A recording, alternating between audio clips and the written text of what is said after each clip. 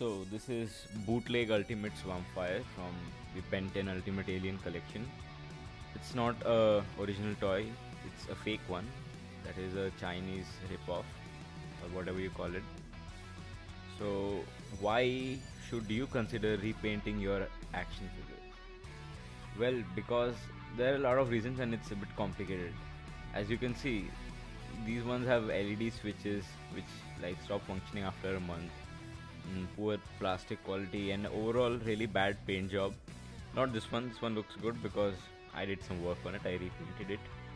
The earlier figure wasn't as glossy as before, and I had also I added my own touches to make it look better.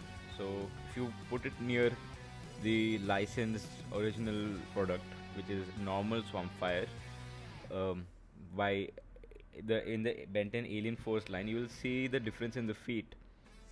The feet are more branch tree like, roots like, and that one is just a deformed human foot.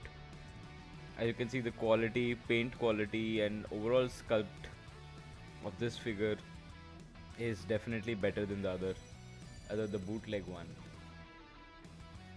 You can see the brightness in the paint and the various aspects, such as the legs. They do that on purpose so as to not get piracy issues, not get caught easily. They do the same with the emblem, as even the emblem has its own trademark. So these figures generally have the details and specifications written somewhere. Like for in this case, I think it has it on the foot. You get the details. You get the registered trademark 2008 Cartoon Network.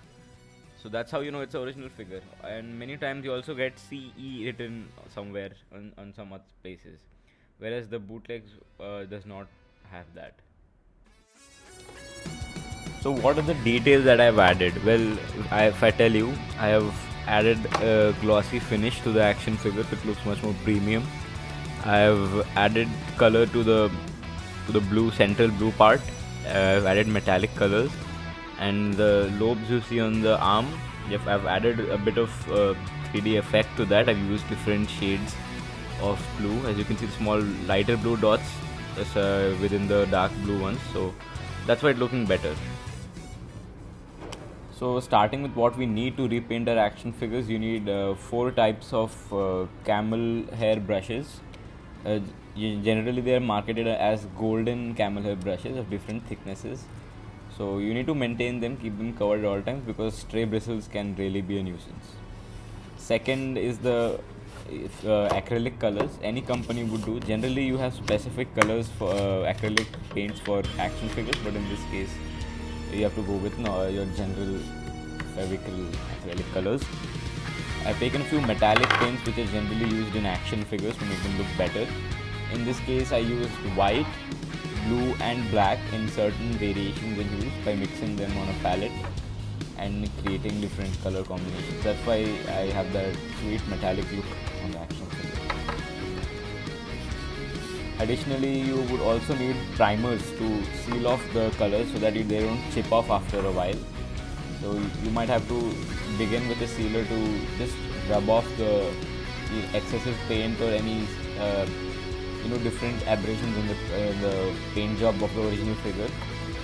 Then after finishing the figure, you would also want to varnish it to maintain the color and the paint. So this is the varnish I use. We get spray varnish like in an aerosol can.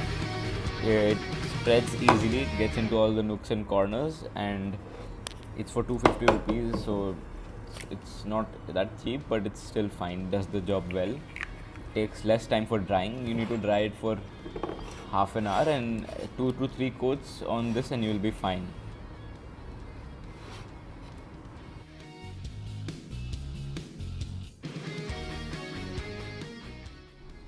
So I've added the varnish spray and the liquid is spread out evenly in all the crevices and grooves of this figure.